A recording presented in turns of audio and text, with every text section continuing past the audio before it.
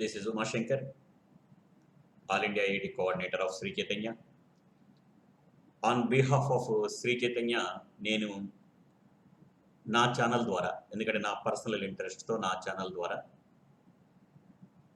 1 year నుంచి చాలా ఇన్ఫర్మేషన్ని నా శక్తి మేరకు కొంత ఇన్ఫర్మేషన్ నేను ఇస్తున్నాను. అందులో కొన్ని తప్పులు ఉండొచ్చు, బట్ ఇచ్చినటువంటి ఇన్ఫర్మేషన్లో మటుకు చాలా వ్యాలిడ్ ఇన్ఫర్మేషన్.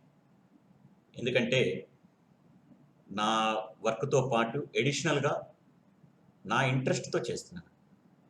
బికాజ్ ఈ ఫీల్డ్లో more than 30 years of the experience ఉండటం వల్ల, management and me senior friends ఇచ్చినటువంటి సపోర్ట్ వల్ల నేనుగా చాలా ఐఐటి ర్యాంక్స్ని ఇవ్వటం, అది నా పూర్వజన్మ సుకృతం.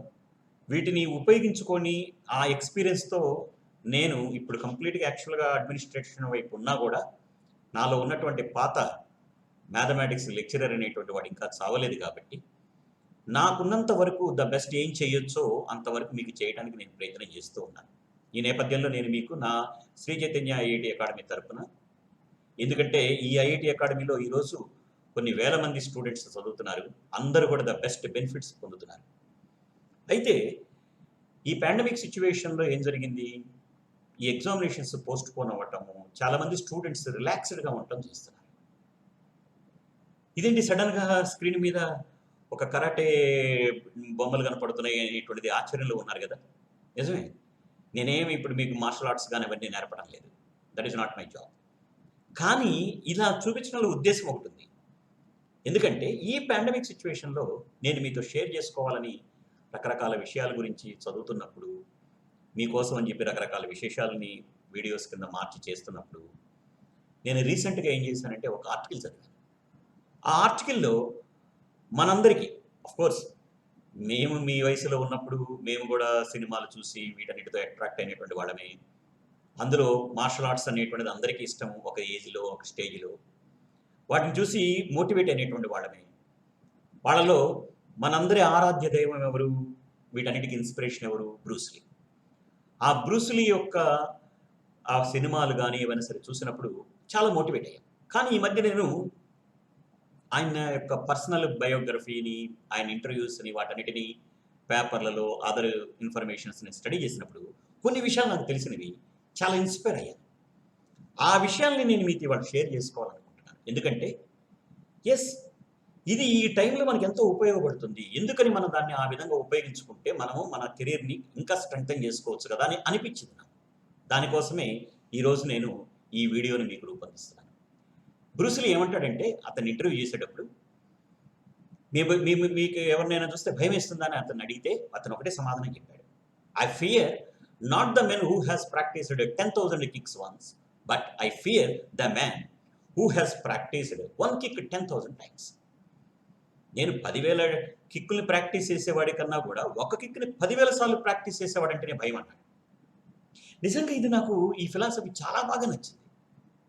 ఎందుకంటే మై ఫ్రెండ్స్, మీరు జూనియర్ ఇంటర్లో జాయిన్ అయిన దగ్గర నుంచి ఇప్పటి వరకు కొన్ని వందల ఎగ్జామినేషన్స్ కండక్ట్ చేశాం. For each and every subject మీరు కొన్ని వేల బిట్స్కి ఎక్స్పోజ్ అయి ఉన్నారు. మరి ఈ వందల ఎగ్జామినేషన్స్, వేల క్వశ్చన్స్లో ఎంతమంది ఒక్కొక్క క్వశ్చన్ని కనీసం ఒక 100 సార్లు 200 సార్లు చేశారు? ఇది కదా చేయాల్సింది. ఏంది 100 సార్లు 200 సార్లు చేయమంటే బట్టి కొట్టమంటున్నారనే? No, that is not the case. By heart చేయమన్నారనే? కాంపోజిషన్ రాయాలా? అది కాదు. మీరు అలా అర్థం చేసుకుంటే మీరు పప్పులో కాలేసినట్టే. అది కాదు ఇక్కడ ఫిలాసఫీ.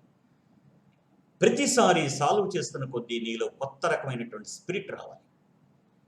నీవు చేస్తున్నటువంటి మిస్టేక్స్ మీద నీకు పూర్తి కమాండ్ రావాలి. ఎప్పుడు చేయకూడదు వాటిని. 100% ఒక స్ట్రాంగ్ డిటర్మినేషన్తో ముందుకు వెళ్ళాలనే ఫీలింగ్ నీకు రావాలి. అది వచ్చినప్పుడే నీకు ఉపయోగం. అలా ప్రాక్టీస్ చేయాలంటే మ్యాక్సిమం ఎక్స్పోజ్ అనేటువంటిది నీకు ఉండాలి. అది బ్రూస్లీ చెప్తుంది. నిజమే. మరి ఇప్పటి వరకు చాలా టైము మనం వేస్ట్ చేసుకున్నాం. మొన్న మార్చిలో ఎప్పుడైతే బోర్డ్ ఎగ్జామినేషన్స్ని పోస్ట్ పోన్ చేశారో, మార్చ్, ఏప్రిల్, మే 3 హాట్ ఇంపార్టెంట్ అయిన మంత్స్, 1 month కాదు, 2 months కాదు, 3 వ్యాలిడ్ మంత్స్ మీ చేతుల్లో వేస్ట్ అయిపోయినాయి.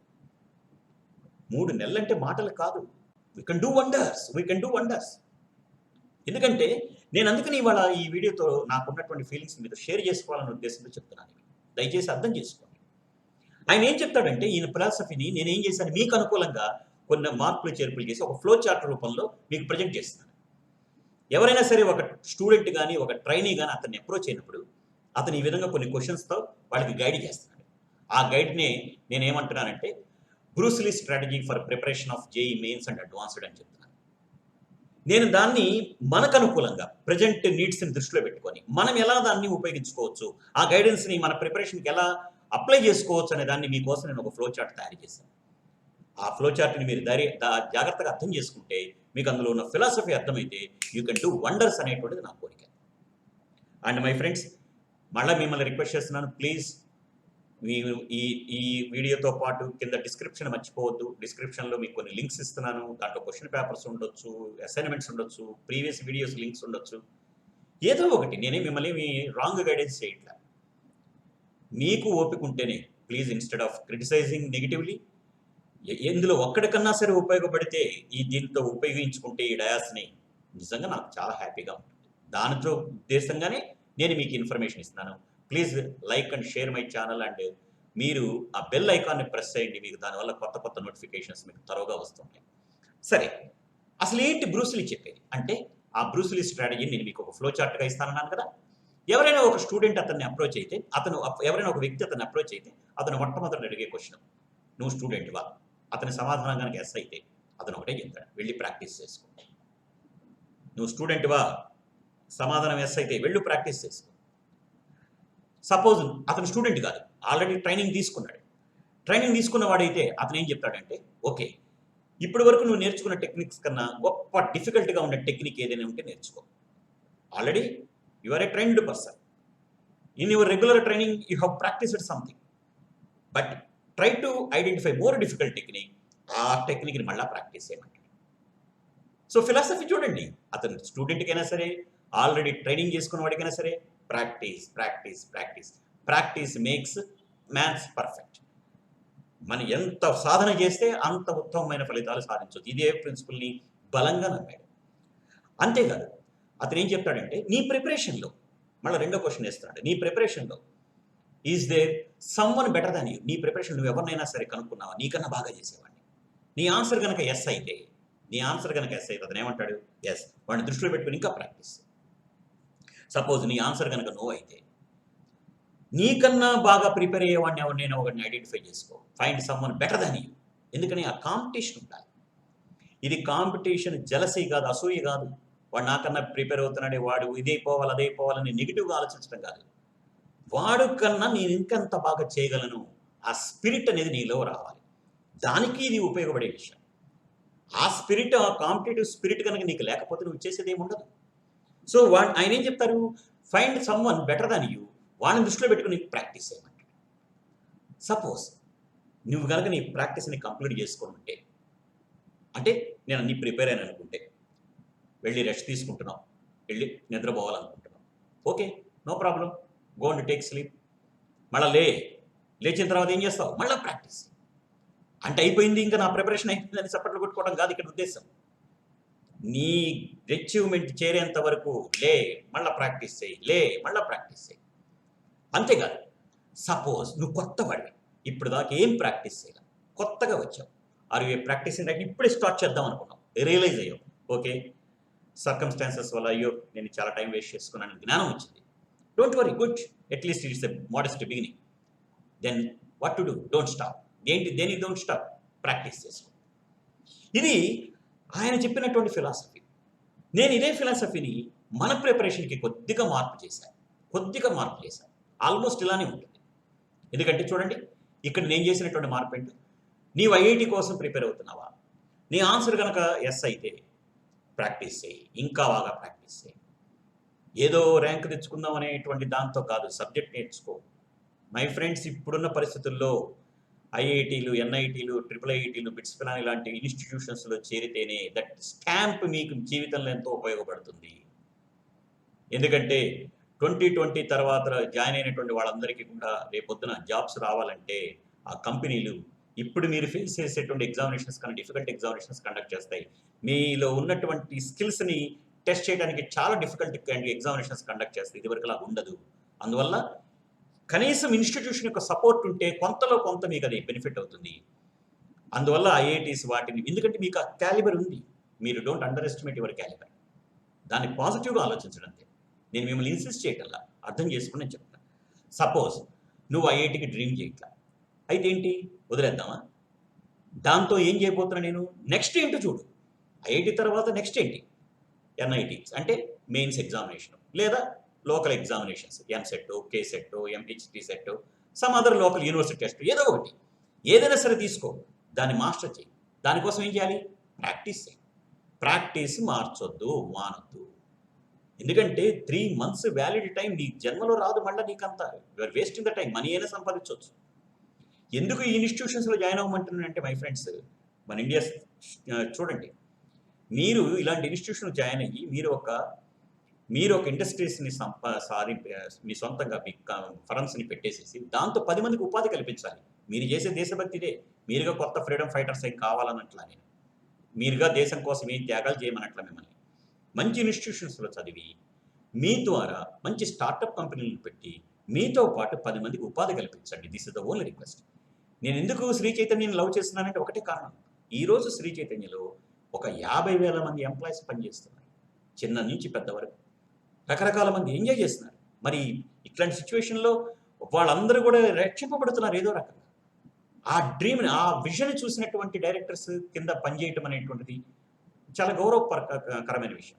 మీరు కూడా ఇలా మంచిగా స్థాపించి కొన్ని వందల మందికి, వేల మందికి ఉపాధి కల్పించాలంటే ఈ టైంలో మీరు బెస్ట్ ఇన్స్టిట్యూషన్లో జాయిన్ అవ్వటం అనేదే సరైన మార్గం. ఎందుకంటే ఆ సపోర్టు, ఆ ఎన్విరాన్మెంట్, మీ చుట్టుపక్కల ఉన్న వాతావరణం నీలో ఆ స్పిరిట్ని ఇస్తుంది. అది మీకు ఎంతో ఉపయోగపడుతుంది, మీ కెరీర్కి ఎంతో ఉపయోగపడుతుంది.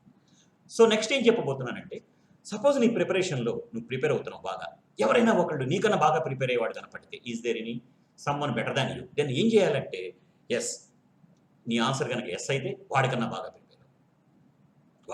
ప్రిపేర్, అంతేకాని వాడిని చూసి ఏడవ. ఆటోలో రాస్తారే, లారీల కింద వేస్తారే, నన్ను చూసి ఏడవకరా అని, అట్లా కాకుండా వాడికన్నా బాగా ఎలా ప్రిపేర్ అవుతానో చూడు. సపోజ్ నువ్వు కనపడ్డా, ఎవ్వరు జనరల్గా మనకు కనపడితే నీ స్టోరీ వేరుగా ఉండేది, కనపడలేదు. కానీ ఇప్పుడన్నా చూసుకో, నీకన్నా బాగా ప్రిపేర్ అయ్యే నీ ఫ్రెండ్ని ఎత్తుక్కో, వాడితో పాటు వాడికన్నా కూడా బాగా ప్రాక్టీస్ చేయి. ప్రాక్టీస్. సపోజ్ నువ్వు ప్రాక్టీస్ ఫినిష్ అయిపోయింది, ఎస్ అయిపోయింది మొత్తం అనుకో, మాకు షార్పెన్ చేసుకో. ఎస్, నిద్రపోవడానికి ఉపక్రమించావు, పో నిద్రపో, మళ్ళీ లే మళ్ళీ ప్రాక్టీస్ చేయి, మళ్ళీ వెళ్ళి ప్రాక్టీస్ చేయి. సపోజ్ ఇప్పుడు దాకా వేస్ట్ చేసావు, ఇప్పుడు దాకా టైం అంతా వేస్ట్ చేసావు, ఏం ప్రిపేర్ అవ్వాలా, ఇప్పుడు రియలైజ్ అయ్యావు, అయినా నీ దగ్గర టైం ఉంది, మేలుకో, గుడ్ స్టార్ట్ చేయి, బట్ డోంట్ స్టాప్, వర్క్ చేయి, ఇంకా కంటిన్యూస్గా వర్క్ చేయి. ఎంత ఇంపార్టెంట్ అయిన ఇన్ఫర్మేషన్ చూడండి మై ఫ్రెండ్స్. నిజంగా ఇది మనకు ఉపయోగపడేది. నాకు అందుకని మీతో ఈ విషయం షేర్ చేయాలనే ఉద్దేశంతో ఈ వీడియోని మీకు తయారు చేస్తున్నాను. అంతేకాదు మై ఫ్రెండ్స్, మీరు ప్రతి ఒక్కరికి ఒక చిన్న డైలమా ఉన్నారు. మేము ప్రిపేర్ అవుతున్నాం, from morning to evening continuously మేము ప్రిపేర్ అవుతున్నాం, రోజుకి ఇంట్లో కూర్చొని 7 hours 8 hours ప్రిపేర్ అవుతున్నాం, అట్లా చేస్తున్నాం ఇట్లా చేస్తున్నాం అని చెప్పి అనుకుంటాను. నేను దానికి ఒక స్టోరీ చెప్తున్నాను. జనరల్గా నేను మా అడ్మినిస్ట్రేటర్స్ని మోటివేషన్ కోసం ఈ స్టోరీ చెప్తుంటాను, కానీ ఈ టైంలో ఇది కూడా మీకు ఉపయోగపడుతుంది. ఏంటంటే, ఒకడు ఇలాంటి పరిస్థితుల్లో వాడి ఫ్యామిలీని పోషించుకోవడం కోసం ఏం చేస్తాడంటే, ఒక కట్టెలు కొట్టేవాడు ఒక టింబర్ డిపో వాడి దగ్గరికి వెళ్ళి జాబ్ అడుగుతాడు. అయ్యా, నాకు ఏదైనా జాబ్ ఇప్పించండి, మా ఇల్లు నడవట్లేదు, నాకు మంచి హెల్ప్ చేసిన వాళ్ళు అవుతారు, నన్ను సేవ్ చేయడానికి ప్లీజ్ ఒక వర్క్ ఇవ్వండి అంటే, ఆ టింబర్ డిపో అంటే పెద్ద పెద్ద చెక్కలన్నీ కూడా కలెక్ట్ చేసుకొని, చెట్లు అవన్నీ కూడా పెద్ద అవన్నీ కట్ చేసేసి వాటిని అన్నింటినీ కూడా మనకి ఫర్నిచర్ వాటిని తయారు చేసేటువంటి ఒక పెద్ద వాటిని టింబర్ డిపో అంటారు. అతను ఏం చేస్తాడంటే, చాలా మంచివాడు, వీడికి కేవలం జాబ్ ఇచ్చి చేసే కన్నా కూడా వాళ్ళకి ఒక చిన్న ఇచ్చేస్తాడు. ఏమనంటే, ఓకే నీకు జాబ్ ఇస్తాను, నువ్వు ఎంత పని చేస్తే అంత. కాన్సెప్ట్ ఆఫ్ ది జాబ్ ఏంటి అంటే, నువ్వు ఎంత పని చేస్తే అంత. నీకు ఒక మంచి గొడ్డలు ఇస్తా, నువ్వు అడవికి వెళ్ళు, నువ్వు చెట్లు నరుకురా, నువ్వు ఎన్ని చెట్లు నరుకొచ్చావో ఒక్కొక్క చెట్టుకు 100 రూపాయలు ఇస్తానంటే, నువ్వు ఎన్ని నరుకొస్తే అంత అని ఒక గొడ్డలు ఇచ్చాడు. హ్యాపీగా ఫీల్ అయ్యాడు. అసలు నేను దానికన్నా ఉత్తమంగా ఏదో జాబ్ ఇవ్వటమే కాదు, నా యొక్క ఓపిక. సో వాడు ఏం చేశాడంటే, గొడ్డలు తీసుకొని అడవికి వెళ్ళాడు, చెట్లు నరికాడు, ఉదయం పూట చక్కగా భోంచేసి వెళ్ళాడు, ఉదయం 6కి వెళ్ళాడు, సాయంత్రం 6కి వచ్చాడు. ఉదయం నుంచి సాయంత్రం దాకా వర్క్ చేశాడు. ఒక 30 చెట్లను నరికాడు, పెద్ద పెద్ద చెట్లు. మరి అగ్రిమెంట్ ప్రకారం ఒక్కొక్క చెట్టుకు ₹100 వస్తాయి కదా, 30 × 100 ₹3000 వచ్చినాయి. ఈజ్ హ్యాపీ, చాలా సంతోషపడ్డాడు. మేనేజర్ కూడా, ఆ టింబర్ డిపో ఓనర్ కూడా హ్యాపీగా ఫీల్ అయ్యాడు. మంచి మంచి పని చేశాడు. రెండో రోజు వెళ్ళాడు, సేమ్ మళ్ళీ మార్నింగ్ 6 వెళ్ళాడు, ఈవినింగ్ 6 వచ్చాడు, మళ్ళీ వర్క్ చేశాడు. అయితే ఈరోజు బాగా వర్క్ చేసి ఈసారి 25 చెట్లని నడిగాడు, 25 నడిగాడు. ఓకే, 2500 వచ్చినాయి, ₹2500 వచ్చినాయి. Okay, enjoy it. బట్ మూడో రోజు తగ్గిందా నెంబర్. బట్ వీడు వర్క్ ఎక్కడ తగ్గల. మార్నింగ్ 6కి వెళ్తున్నాడు, ఈవినింగ్ 6కి వస్తున్నాడు. అది 15 చెట్లు అయినాయి. 4వ రోజు 10 చెట్లు అయినాయి. 5వ రోజు 5 చెట్లు అయినాయి. 7వ రోజుకి వచ్చాడు, 2 చెట్లు అయినాయి. అదేంటి, మార్నింగ్ వెళ్తున్నాడు, ఈవినింగ్ వస్తున్నాడు, చెట్లు నరుకుతున్నాడు, వర్క్ విషయంలో ఎక్కడ లోపం లేదు. బట్ నెంబర్ ఆఫ్ చెట్లు మొదటి రోజుతో కంపేర్ చేస్తే రెండో రోజుకి వచ్చేటప్పటికి ఏమైంది, తగ్గిపోయింది. ఏమైతుంది మరి, దానికి తగ్గట్టుగానే డబ్బులు వస్తాయి కదా. ఫస్ట్లో 3000 వచ్చింది రోజుకి, తర్వాత తగ్గి 200 వచ్చింది. చాలా డిస్కరేజ్ అయ్యాడు. ఎట్లా అని ఓనర్ దగ్గరికి వెళ్ళాడు ఏడుచుకుంటూ. అయ్యా, నేను చేసిన వర్క్లో ఏమైనా లోపం ఉందని అడిగాడు. నేను చేసింది ఎక్కడైనా తప్పు ఉందని అడిగాడు. అంటే అతను ఒకటే అన్నాడు, నేను గమనిస్తూనే ఉన్నాను, నువ్వు వర్క్ చేయడంలో ఎక్కడ లోపం లేదు. మార్నింగ్ 6కి వెళ్తున్నావు, ఈవినింగ్ 6కి వస్తున్నావు, మధ్యలో తినట్టు కూడా తినట్లేదు, బాగా వర్క్ చేస్తున్నావు, you are doing everything better. కానీ ఒక్కటే డౌట్, నువ్వు రోజు వెళుతున్నావే కానీ వెళుతున్నప్పుడు నీ గొడ్డలి పదునుగా ఉందో లేదో చెక్ చేసుకున్నావు అని అడిగాడు. నీ గొడ్డలి పదునుగా ఉందో లేదో చెక్ చేసుకున్నావు అని అడిగాడు. అప్పుడు వాడు ఒక్కసారి కుప్పకూలిపోయాడు. నిజమే కదా, మీరు అదే చేస్తున్నారు. రోజు మేము అడిగితే మీ అడ్మినిస్ట్రేటర్స్ కానీ మీ ఇన్స్ట్రక్టర్స్ కానీ అడిగితే ఏం చెప్తున్నారు, సార్ మేము ఉదయం నుంచి సాయంత్రం కష్టపడుతున్నాం, టీవీలు చూడట్లేదు, సినిమాలు చూడట్లేదు, ఇంట్లోనే ఉన్నాం, బోరు కొడుతుంది, అయినా సరే ప్రిపేర్ అవుతున్నాం. మరి మార్కులు ఎందుకు రావట్లేదంటే నీ ప్రిపరేషన్లో నువ్వు స్కిల్స్ని డెవలప్ చేసుకోవటంలా ఏదో వర్క్ చేస్తున్నావు, మెకానికల్ వర్క్ చేస్తున్నావు. అలా చేస్తున్నంత వరకు నువ్వు టైం వేస్ట్ అవుతుందే తప్ప రిజల్ట్ మటుకు రాదు. ఎవరైతే దాన్ని ప్రాపర్గా అర్థం చేసుకొని వర్క్ చేస్తారో వాళ్ళకి మాత్రమే రిజల్ట్ వస్తుంది. అంతే కదా మై ఫ్రెండ్స్. ఇదే విషయాన్ని నేను ఇంకో రకంగా చెప్తున్నాను. ఇద్దరు వ్యక్తులు ఏం చేశారంటే వాళ్ళకి పోటీ పెట్టారు. ఎవరు ఎన్ని చెట్లు నరికితే ఉదయం నుంచి సాయంత్రం లోపు, ఉదయం 6 గంటల నుంచి సాయంత్రం 6 గంటల లోపు వాళ్ళకి ఫస్ట్ ప్రైజ్ ఇవ్వడంతో పాటు ఒక గోల్డ్ మెడల్ కూడా ఇస్తామని చెప్పేసి గొప్పగా వాళ్ళకి సన్మానం చేస్తామని చెప్పి అనౌన్స్ చేశారు. ఇద్దరు ఫీల్డ్లోకి వచ్చారు. అసలు ఇంకా చూడు, మంచి గొడ్డలు తీసుకున్నారు, టప చెట్లను నరుకుతూ ఉన్నారు. అసలు ఇద్దరు పోటీ పడుతున్నారు. మార్నింగ్ 6 స్టార్ట్ చేశారు. 12 గంటలకల్లే మొదటి వాడు 100 చెట్లు నరికితే రెండో వాడు కూడా 100. టగ్ ఆఫ్ వార్ ఉంది, విపరీతమైన ఫైటింగ్ ఉంది వాళ్ళిద్దరి మధ్యలో. ఎస్, భలే ఫైట్ చేశారు, నిజంగా బాగా వర్క్ చేశారు. మధ్యాహ్నం 12:30, 1 గంట, 2 అవుతుంది, ఆకలి అవుతుంది ఇద్దరికి. అందులో ఒకడు ఏం చేశాడంటే మొదటోడు వెళ్ళేసేసి రెస్ట్ తీసుకోవడానికి వెళ్ళాడు. రెండో వాడు ఏం చేశాడంటే ఓకే తెలివిగా మొదటోడు పక్కకి వెళ్ళాడు రెస్ట్ తీసుకోవడానికి. నేనేం చేస్తానంటే నేను కూడా రెస్ట్ తీసుకొని కాస్త భోజనం చేసేసి కాస్త ఎనర్జీ తెచ్చుకొని మళ్ళీ కొట్టేస్తాను, ఇంకా నాదే విజయం, వాడు ఏదో రెస్ట్ తీసుకోవడానికి పక్కకి వెళ్ళాడు అంతే అనుకుంటాడు అని ఇంక టకటక వీడు ఏం చేస్తాడు, భోజనం చేసి కాస్త రెస్ట్ తీసుకుంటాడు. ఇంతలోకి రెండో వాడు వస్తాడు, మళ్ళీ స్టార్ట్ చేస్తాడు. ఈవినింగ్ 6 మొదటి వాడు రెండో వాడి కన్నా కూడా 2 చెట్లు ఎక్కువ కొట్టేశాడు. ఏది మొదట్లో రెస్ట్ తీసుకోవడానికి వెళ్ళాడే వాడు.